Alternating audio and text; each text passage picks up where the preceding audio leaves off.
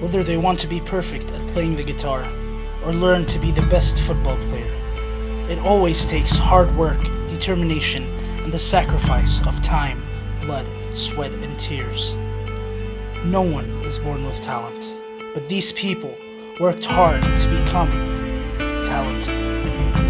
This is their story.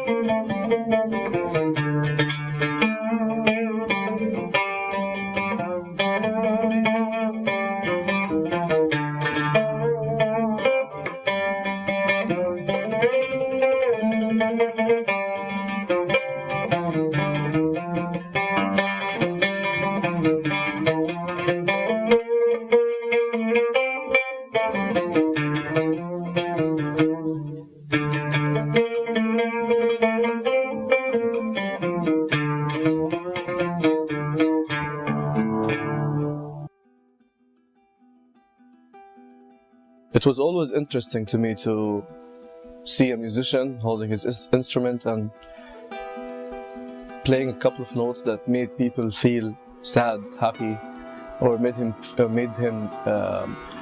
express himself in every way that's not talking or writing or anything. So it was a kind of language of itself. So whenever I had the chance to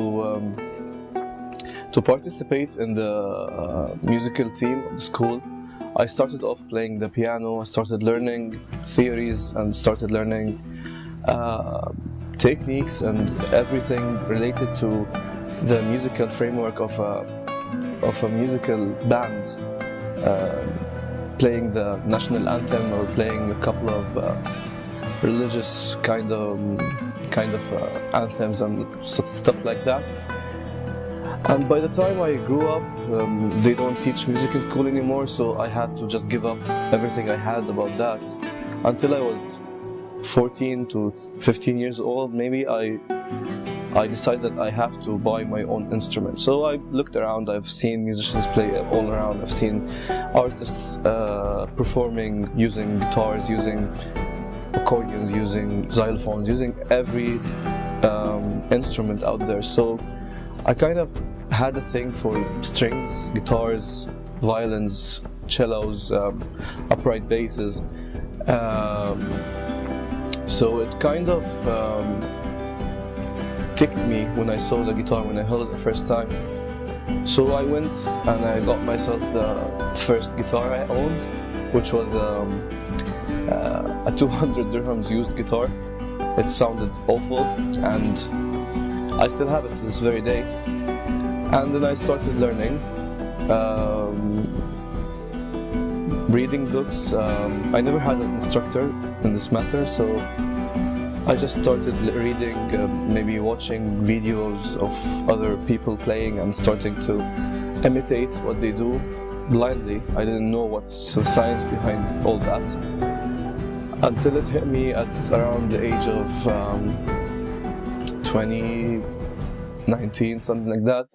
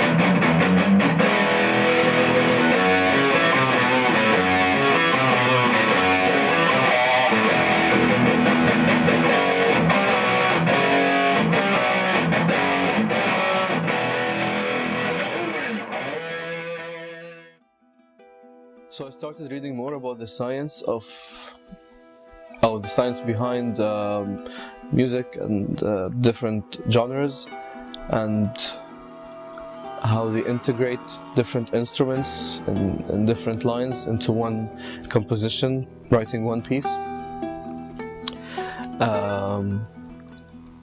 And as I said before, I was always into the strings kind of instruments. So I took the guitar. I started playing as an acoustic or a classical guitar. Then I got into the rock and heavy metal kind of genres, and it took me a while to start listening to anything else other than that. It was kind of a transitional period for me when I was playing Metallica or Avenged Sevenfold or Black Sabbath or AC/DC on my electric guitar, and I noticed that there are similarities between the scales and the structure they're using and what's been used in Arab music in the early ages, maybe back in the 70s or 60s. So I started reading more into it, and I saw that some Arab musicians, some really old Arab musicians, have been influencing the metal and the rock scene. The scales is kind of similar, and there are some kind of inspirations between the two very different genres. So I started reading more about Arab music. I started reading more about what they call in Arab music maqamat, and it was nearly impossible to implement on my guitar or to play anything that is related to Arab music, because the structure is very different, and Arab music is a bit more expanded than the English or the classical music or the Western music as a whole. So I got myself an oud. I started playing it a couple of months from now, maybe 6 months or less. And as soon as I got it, I started playing it immediately. It took me a long time, of course, to tune it the first couple of times, but when I got it tuned, I knew what's going on. I knew my way around the instrument, and if anything helped me more than anything else I have learned is that even if you love what you do, or you love what you're trying to do, or you're passionate about music, you're passionate about drawing, whatsoever, you will not be able to do it properly unless you know what is behind it, why are you doing it, and how is it constructed, how is it structured to behave. So if I have to advise anyone with anything, it would be find what you love and research about it.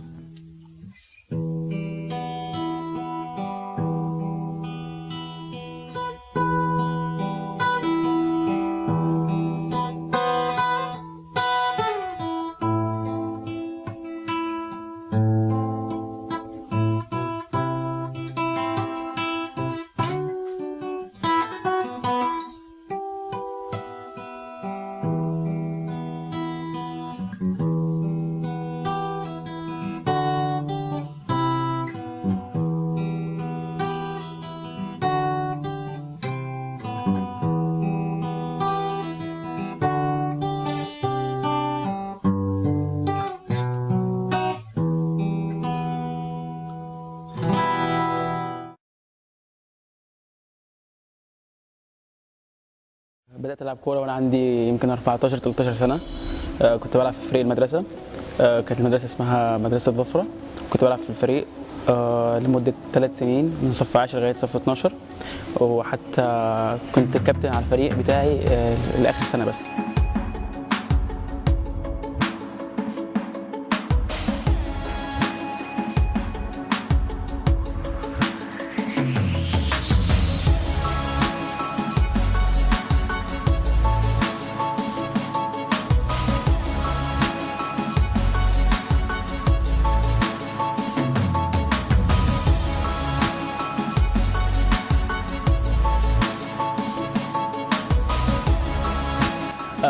مع المدرسة أخذنا 3 بطولات على مستوى مدينة العين، واخدت احسن لاعب مرتين، واخدت الهداف مره واحده، ده في المدرسه. بعد كده كان في مره رحله مدرسيه على نادي العين، لعبت هناك، كان بس كده ماتش ودي يعني بين المدرسه ونادي العين. فالكابتن بتاع نادي العين كان اسمه محمد احمد مصري، شافني واعجب بلعبي واخدني معاه، وقعدت هناك سنتين في نادي العين وانا كان عندي 15 سنه لغايه 17 سنه. قعدت هناك، لعبت سنتين هناك. طبعا كانت اكسبيرينس حلوه جدا، وكانت تجربه جميله جدا مع كابتن محمد احمد.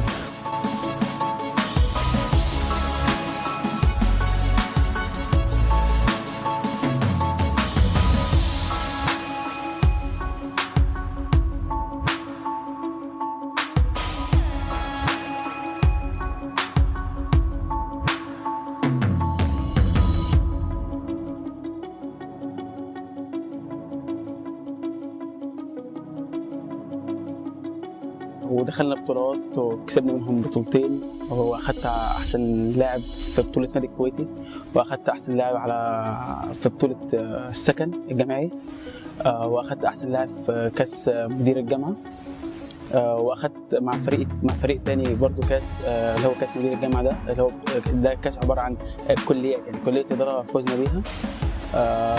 وبس، وهي دي يعني حاليا مسيرتي الكرويه. طبعا على المستوى العالمي بحب فريق ريال مدريد جدا، وطبعا مثلي الاعلى في لعب كره القدم هو كريستيانو رونالدو. ما اعرفش، بحسه كده شخصيه في الملعب، انا بحب نوع اللعيبه اللي عندهم شخصيه وكاريزما في الملعب، فهو مثلي الاعلى صراحه. وبس اديني بحاول كل مره احاول اتحسن. طبعا حاليا مش مأدي جدا في الكوره بسبب الدراسه، بس ان شاء الله هحاول اعمل اسمي، وهحاول يكون ليا شخصيتي الخاصه المستقله في كره القدم، وبس على خير ان شاء الله.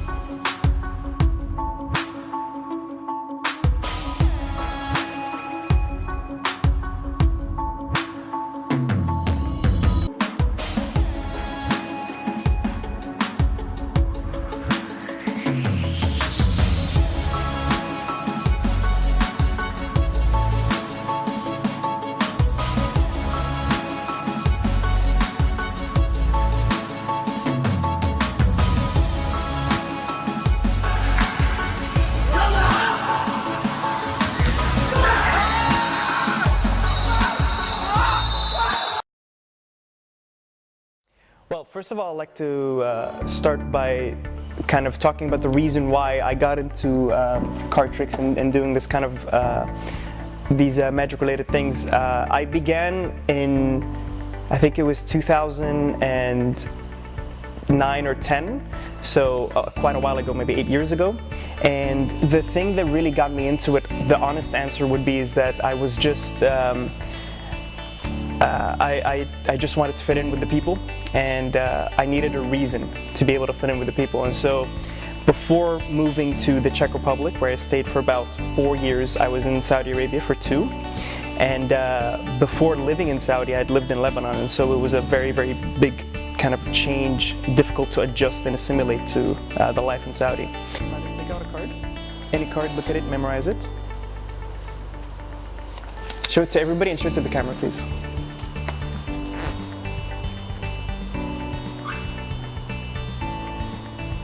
Got it? Yes. Do you have it memorized? Yes. Can you place it here, please? Perfect. I'm gonna try to shuffle the cards, make sure that your card is sort of lost in the middle. We'll give it one more final cut. Yeah? Would you say that's fair? Okay, that's fair. Okay, look, watch. The idea is I will snap my finger and I will try to get your card to jump to the top of the deck, yeah? Is that fair? Okay, look, 1, 2, 3.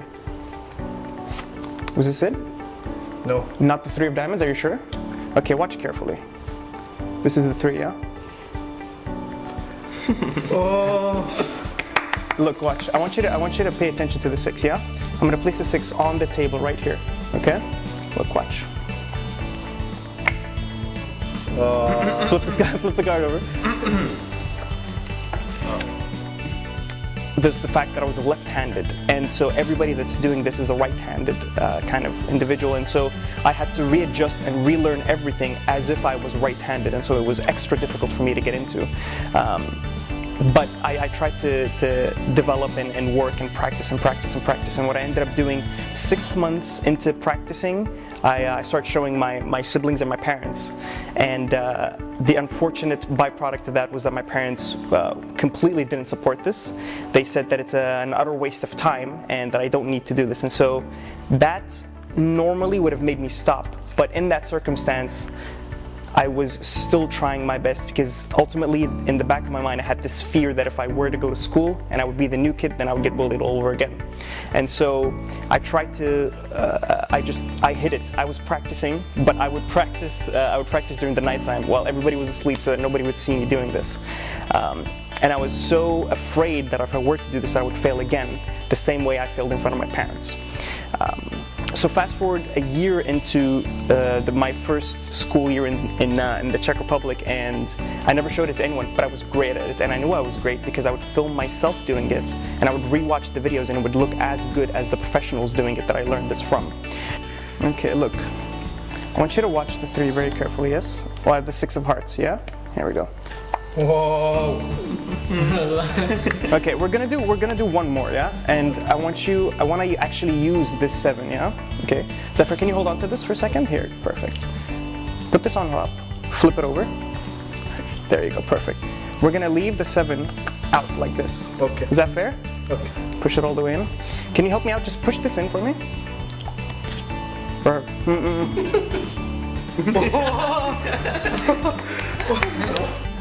and the really interesting thing about getting into magic is that it's a very difficult kind of niche thing to get into, because there's not many tutorials that kind of show how to do this. So you have to go out of your way to buy books or DVDs that kind of show you how this works. But it was a very, very difficult thing to like kind of invest in. But I ended up doing that anyway because that's what I needed to do in the back of my mind. That's what I thought I had to do. So anyways, 2 years into my school and things are going fine, and then I finally start to show my first, I show this trick to the first person ever in the Czech Republic, and it went great. And then I start showing more and more people throughout my time during Czech Republic, and it made me this kind of very outgoing, extroverted, social person. So it really kind of changed my whole mode of thinking and my being, and my approach to social situations and scenarios. But I knew in the back of my mind that it was a very superficial thing because it was fake. Every time I picked up a deck of cards, it wasn't who I am. It was who I was pretending to be, who I wanted to be. And after the 4 years in the Czech Republic, I had a very important kind of big transition where I moved from the Czech Republic to the Netherlands for 3 years where I lived there. And I had completely stopped with the card tricks for some time because I figured I don't really need this. I am who I am and people should accept me for who I am. But there is something very kind of attractive and magnetic to the intoxicating feeling of performing for people and being the center of attention and being just feeling really important, regardless of whether or not it was genuine or authentic. And so, first 2 years of the Netherlands, I never touched the cards again. And then that 3rd year, before I was moving, I was going through some difficult times because I was repeating that year because I had failed the year before, and I went back to the cards. And interestingly enough, you know, I almost treat it not like a talent, but I treat it like an addiction, because whenever I'm going through something difficult, I gravitate towards these.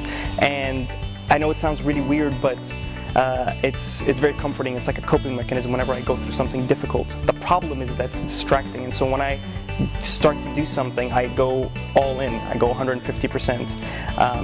So my studies had suffered. My academic struggles. My academia has struggled or suffered dramatically. In any case, I got through that, and I started performing again for my friends and the people around me, and it was great. And then I moved back to Saudi, and that's when I start to perform for my family members, and that went great as well. And so I finally felt like I was accepted for this, and ultimately I just want to conclude by saying that you should always try your best to follow your dreams and keep doing whatever it is that makes you happy, but don't do it just to be accepted. Do it because you love it. سبب اختياري لآلة البيانو إني أنا يعني مولود بين عائلة موسيقية، يعني كل فرد من العائلة يعزف يعني آلة معينة إلا آلة البيانو، فحبيت إني أكون أول شخص إنه يتعلم هذه الآلة من العائلة ويكون يعني يعزفها. فمن أنا صغير يعني أحب الآلة البيانو، بس ما أتاحت لي فرصة إني أتعلمها إلى ما وصل عمري 18 يوم رحت أمريكا. فمن أمريكا هناك اشتريت لي آلة بيانو وبدأت أتعلم، وبس الحمد لله يعني وصلت للمرحلة اللي أنا فيها الحين. والشيء اللي شجعني إني أكمل في العزف هو السوشيال ميديا، إني بدأت أنزل فيديوز للعزف، والأصدقاء والأهل كلهم بدأوا يشجعوني إني أستمر.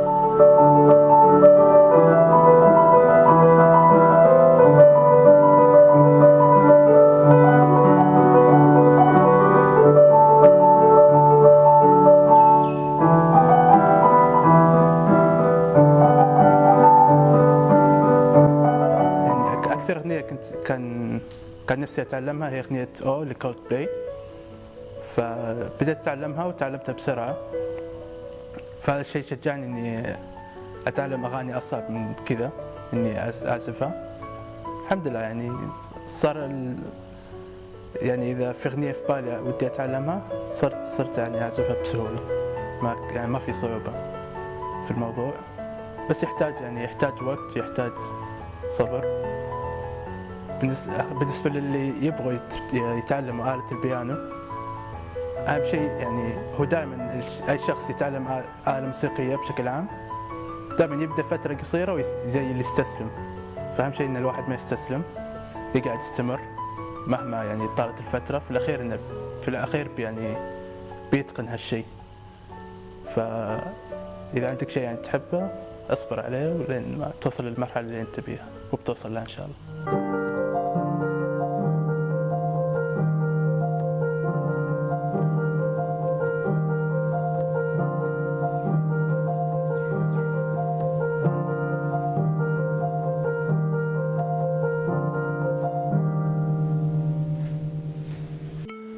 If there is only one thing that all these talented people have in common, it is that they kept patient and never gave up. They kept at it no matter how hard it was to continue doing what they're doing. They never gave up, they never quit. Eventually, they became skilled, proficient, capable, and talented.